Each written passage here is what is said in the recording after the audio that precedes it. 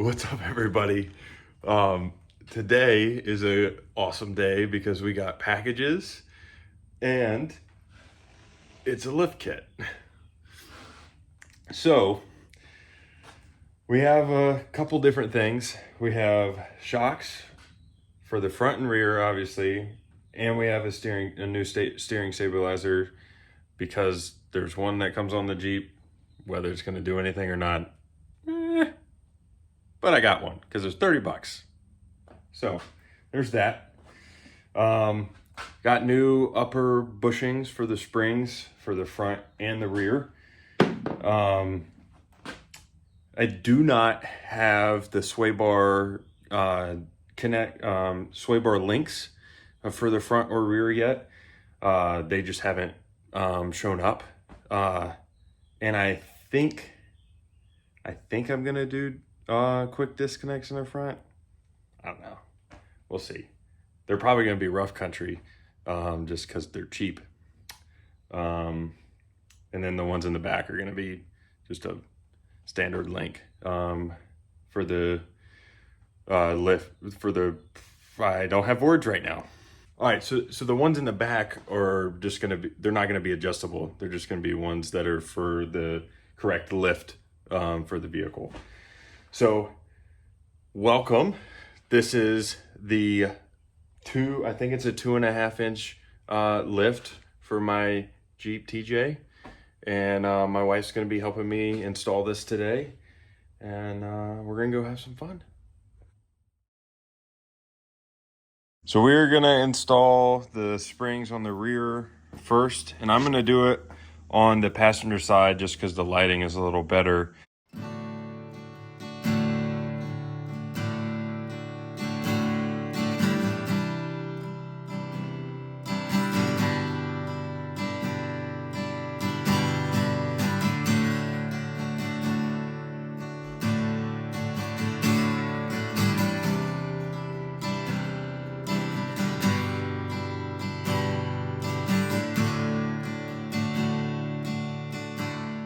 But we got both sides in, super easy, super quick. The when I bought the vehicle, it already had these shock extenders on it, so we're just gonna reuse those. So now we're gonna move up to the front. All right, unfortunately, the front springs and shocks and sway bar links have not been disconnected yet, so it's gonna take us a little longer on the front, but shouldn't be too bad. Hope we don't find any surprises in here that I'm not gonna be happy about. Last night, we left off finishing the rear. And I already had thrown those springs away on my last dump trip, I guess you could say. But when I take the springs off the front, I'll be able to show you the difference. The springs that I have are also progressive springs or dual rate. These springs are more an example of a progressive spring. It kind of gradually goes up. There's not a clear distinctive difference between them, which is where that dual rate comes into play. But this is a progressive spring, so the spring rate gets less as it goes up. So the first, I don't know, 3 or 4 coils will actually get really close together and almost compress with the weight of the Jeep and allow it to soak up those bumps a little easier. On a normal spring, all of them compress at the same rate. On progressive springs or dual rate springs, those coils compress at different rates. So just to reiterate, the reason why we're actually switching out the suspension is, one, because the springs and shocks, I don't know how long they've been on there. They may be the OEM. I know that the springs are OEM to the vehicle. Shocks, I don't know. Now it did have a block, like one of those plastic spacers. I'll show you when I take the springs out. Don't like that. Wasn't a fan of that. Never have been a fan of spacers. Don't like wheel spacers. I don't know. It's just a thing. So one, the springs were old, wanted them to be replaced. Two, they're spacers, and I didn't want to keep the spacers on. So with that being said, and knowing that really we're just kind of replacing things rather than upgrading them. And there were a couple options on the market. There's a Mammoth by Jeep on extreme terrain. There's a couple other brands. I chose Rough Country for the price point, and whether what most people think, Rough Country isn't just because some of it's cheap doesn't mean that it's bad. I've had no complaints with Rough Country components that I've put on my vehicles in the past. So why not a whole suspension? We'll try it out. Maybe we'll replace it someday. Maybe we won't. Maybe it will be nice, you know, but the Jeep is still going to drive like a Jeep.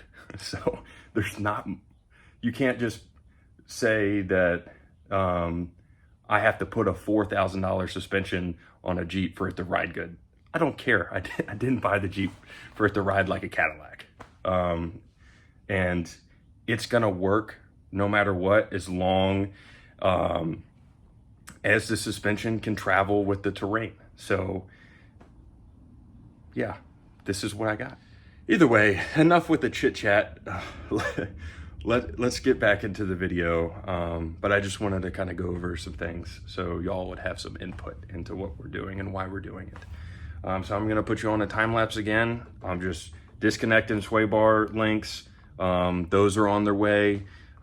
Shocks and coils will be replacing, and I'll do a comparison snapshot. I'll either take a video or put a picture up on the screen.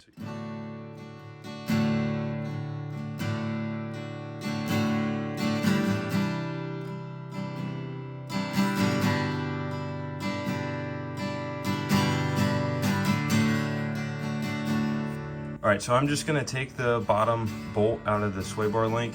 It actually spins in the bushing, but the nut is just not cooperating. So I've sprayed some WD-40 on every bolt that I'm gonna need to take off now.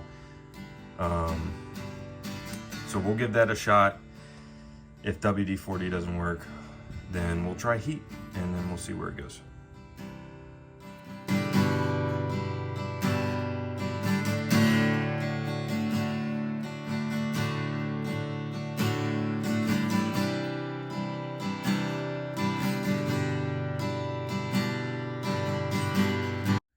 So I literally just started talking for like a minute, and I realized that it was on time lapse. And y'all can't hear me. So y'all can see that the sway bar is disconnected. So the axle's on jack stands right now. So I'm gonna lift up one side. I'm gonna do the driver's side first. Jack the axle up under the diff, take the jack stand out, drop the axle so I'm able to pull the spring and the shock out. So I'll take the bolts off of the shock first, so I'm not bottoming out the shock. Not that it matters because I'm not keeping it, but either way, I'm gonna do that. And then I'll replicate it on this side and probably jack up under the lower control arm so I have a sturdy spot to put the jack, and then drop it down, do the same process, show you all a comparison of the springs and the shocks, and then we'll move on to the steering stabilizer. So.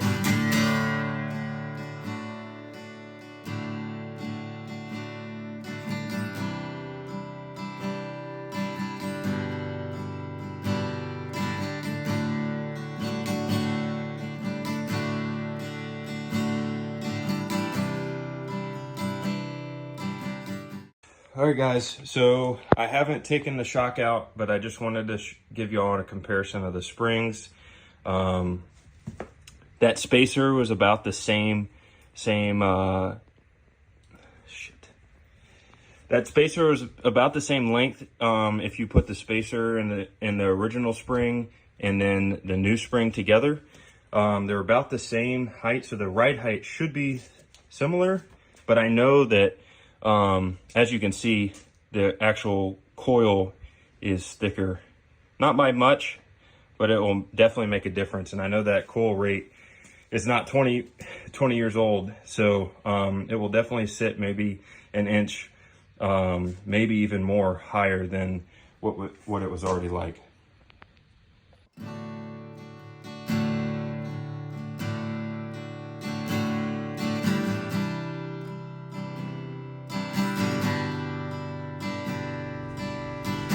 Alrighty, so that shock kind of took a little bit more than I thought it was going to get it out. Kind of had to cut the shaft, but just so y'all can see for comparison, look at the size difference on the shaft compared to the old to the new. I mean, that's a huge difference. That's almost double in size. So I'm pretty happy with that. And on most of the N3 or N2 shocks, they're not full. This diameter tube is not full all the way down. It kind of indents at the end and up top. So I'm also pretty happy that the diameter is the same, the whole tube. So.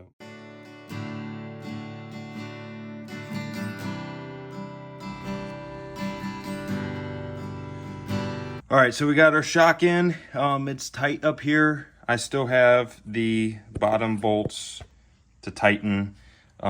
This is our old bushing, and this is our new bushing for the coil spring. So we're gonna go ahead and put this up on the perch, and then we'll put that new spring in.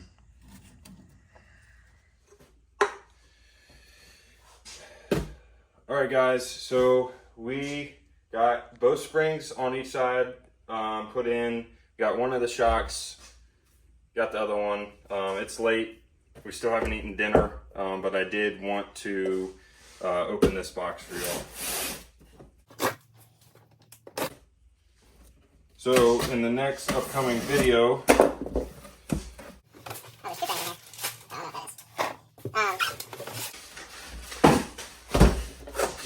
we will be moving to the interior of the vehicle, installing my seat brackets so that I can fit in the Jeep.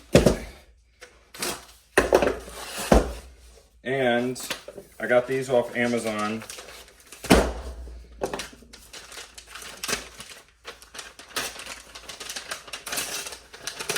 But a lot more stuff than I thought it was.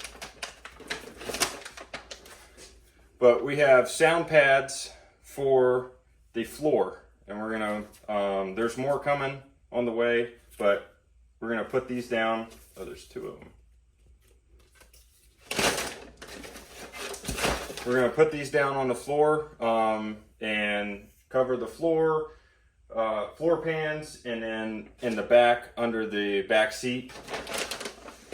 And we'll probably put the carpet back over the kind of the trunk space, but we'll get Husky 4-liners for the front, just so I don't have to stare at teal the whole time, because it's ugly and it says Amazon on it.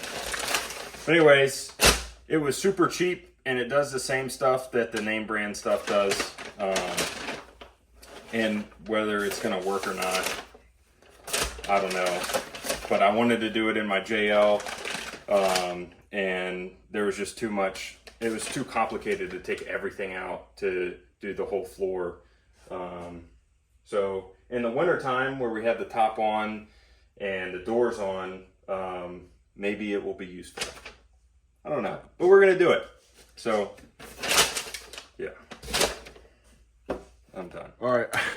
I think we're on like maybe day 4 or day 3. I think it's day 3. The front took a little bit of convincing, so it took a little longer than expected. But really, I just have one shock left. So I gotta take this out. Hopefully this one comes out a little easier than the passenger side one, since that I had to cut that one.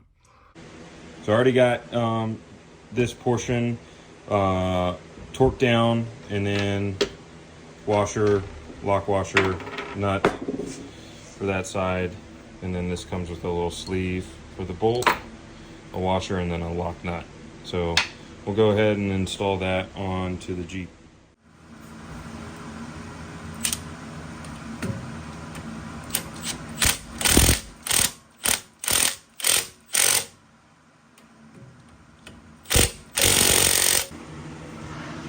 So we got that stabilizer in, and until we get our new front and rear sway bar links and our new track bars for front and rear and all 8 of the control arms, the suspension will be done. So we still got a couple things to purchase, and then we can finish up the suspension and move to changing fluids and getting this thing back on the road. So that's going to be a wrap on the suspension install. We have a 2.5 inch rough country lift kit with the monotube shocks, and then a front steering stabilizer. Much more to come. We got control arms, track bars, and sway bar links that we're going to be installing shortly. But the next video is probably going to be more on the interior of the vehicle. So stay tuned for that. Again, this is Jacob from Fisher Jeep Adventures, and we'll see you next time.